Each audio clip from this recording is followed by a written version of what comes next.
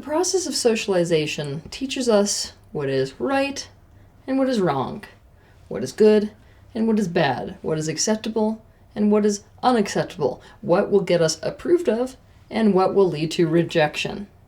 Of course, this isn't an exact recipe because the specifics are variable based off of the specific social group that you're around. For example, family or culture.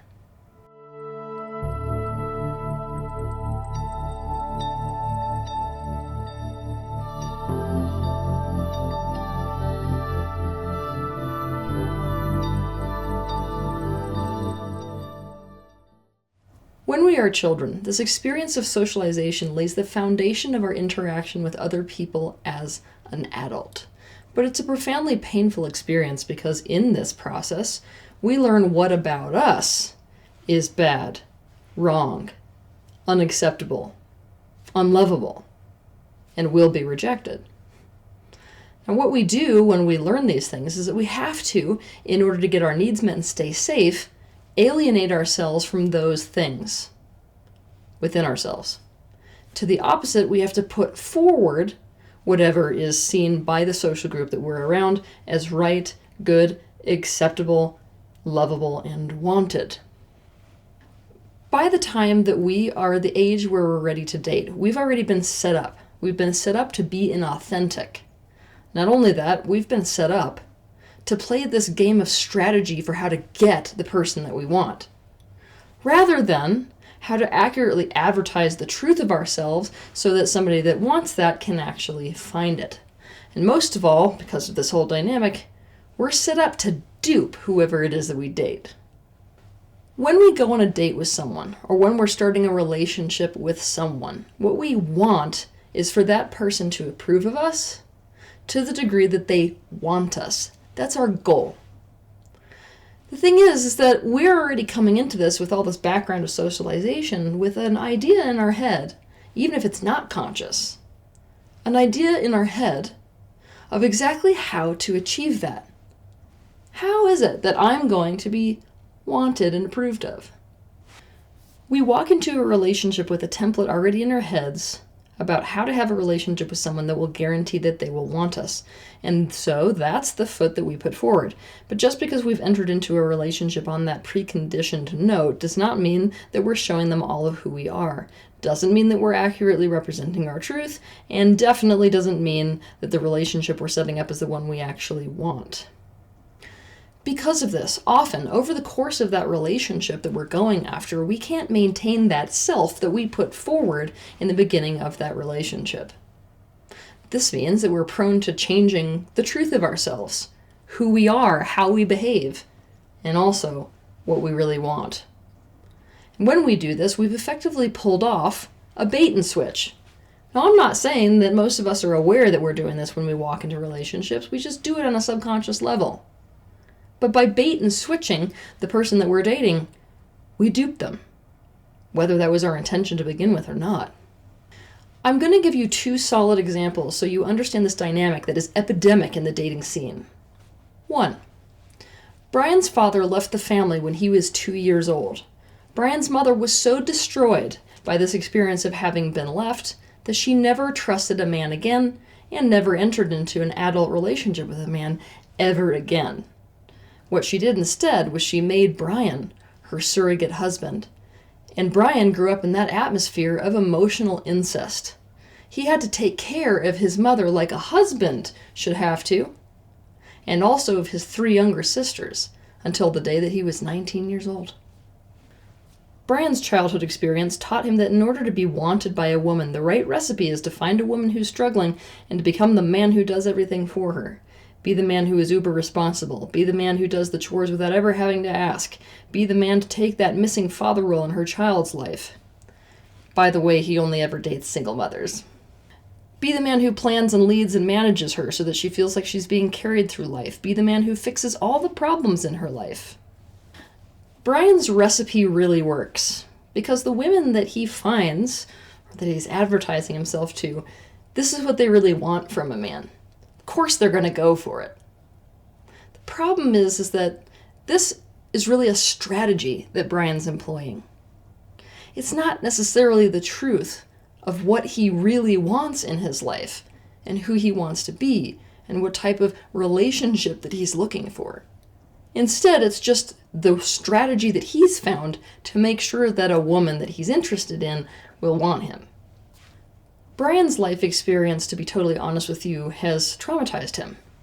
Like anybody, he's experienced contrast, and that contrast gave rise to very strong desires. Brian has always genuinely wanted to be mothered. What he's always wanted is for a woman to make her life about him and supporting his goals, rather than to make his whole life about her and her goals. What he's really always wanted was a woman who would cook for him, a woman who would support him, a woman who would be nurturing, a woman who would be so responsible and so able to fend for herself that he did not have to do it for a woman. This causes Brian to enter into a relationship, especially in that dating phase and that initial relationship phase, as one man, but turn into a completely different man over the course of that relationship. When he starts to feel unfulfilled in the relationship with a woman, which will inevitably happen, he begins to subconsciously change. Suddenly, Brian chronically starts forgetting things. He needs to be managed and told what to do in order to get anything right. Whenever she's feeding her child, he asks for her to make some extra for him. He leaves chores undone and he sleeps in. He starts prioritizing the goals that he has and gets the woman he is with to put her energy into his goals. He passive-aggressively makes sure that she'll pick up every ball there is to pick up.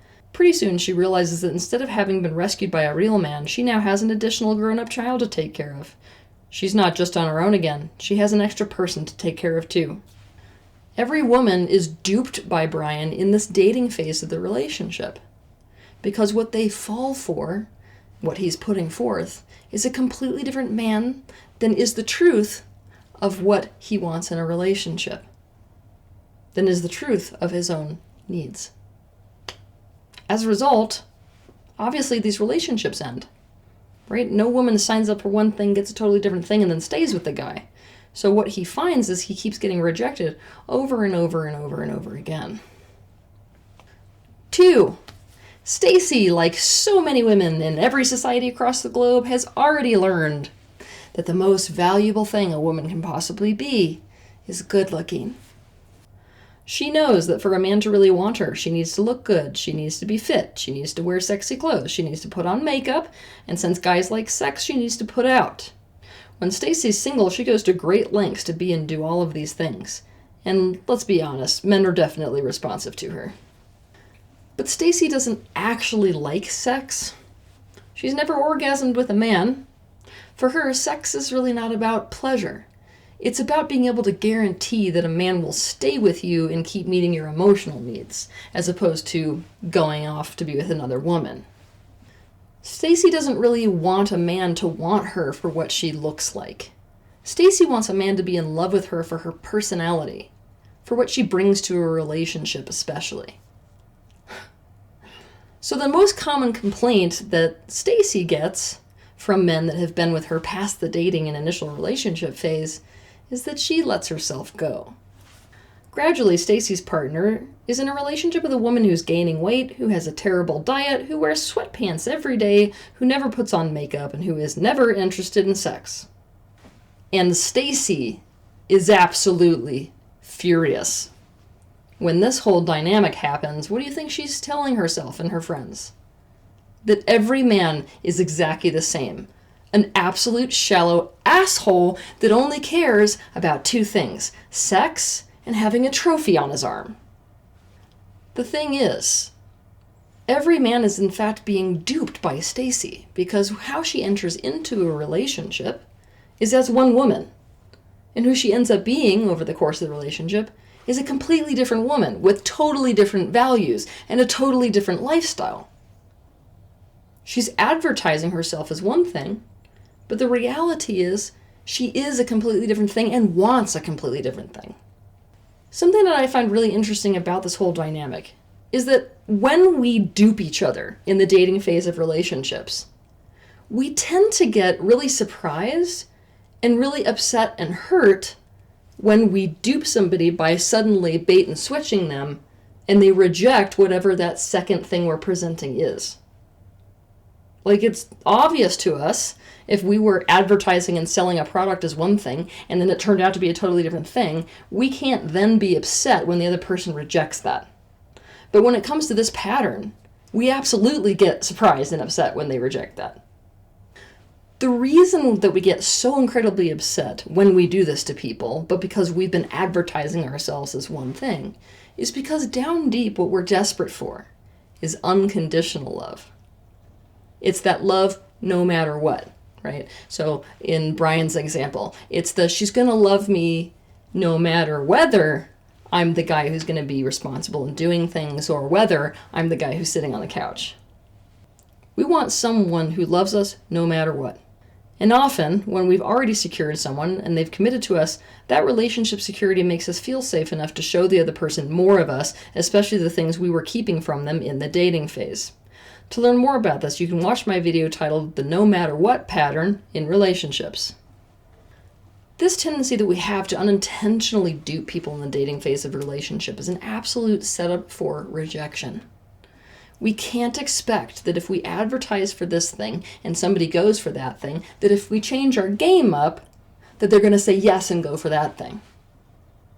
Most of us in the world today only know one way of having a relationship. We also only know one way of being wanted, of being loved, of being approved of being accepted. So that's the strategy we're going to lead off with. And it's usually whatever strategy worked with our parents and in our culture of origin. But if this is not the full truth of who we are or of what we want, we will flip on the people we date and cause immeasurable pain and re-traumatization to both ourselves and the people we date as a result of it. When you are dating, contrary to so much dating advice, which would simply tell you to continue this game of only putting forth what's going to meet with acceptance and approval and desire and whatever, we have to, first of all, know very powerfully what it is about us that we want someone to want. Number two, we need to know very, very strongly what type of relationship it is that we want. And instead of playing this strategic game of how we can get someone we're interested in to want us, we need to start advertising the reality from the get-go. It is so important to advertise yourself as what you authentically are and speak and act in a way that is reflective of what you actually want in a relationship. You don't want to go score someone who wants something you aren't or don't want to be. And it is no measure of success to enter into a relationship with someone who wants a totally different relationship than you do. So much dating advice would tell you that it's a success if you go about employing some kind of a strategy that makes somebody want you. That is no measure of success. If you're using a strategy as opposed to the authentic truth of who you are to secure a relationship, you didn't succeed at all because it's not you they want. All this being said, if you're straight up terrified about entering into a relationship, advertising the reality of yourself and the reality of what you're looking for, you would benefit by watching my episode titled The Value Realization, a realization that can completely change your self-worth. To advertise reality to the external world is scary because it means you don't have that buffer of people rejecting something you're putting out there. What they're judging is essentially the real you. But I'm going to ask you a question. How much time and energy do you really have for this strategic game? It's a rather deceptive dance, don't you agree? Also, do you want to continue to perpetuate this culture where other people dupe you? What kind of dating world do you want to vote for with your thoughts, words, and actions? Do you want a dating world where people really are as advertised? Or do you want a dating world where you only figure out what somebody actually wants and who they actually are until after you've already committed to them, and now there's pain on all sides?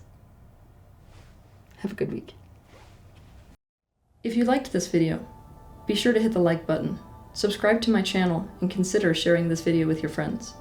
You can also click on the bell icon to be notified of the next time that I post a video. I want to thank you personally for the bravery that you have to step into awareness. I'll see you in the next video.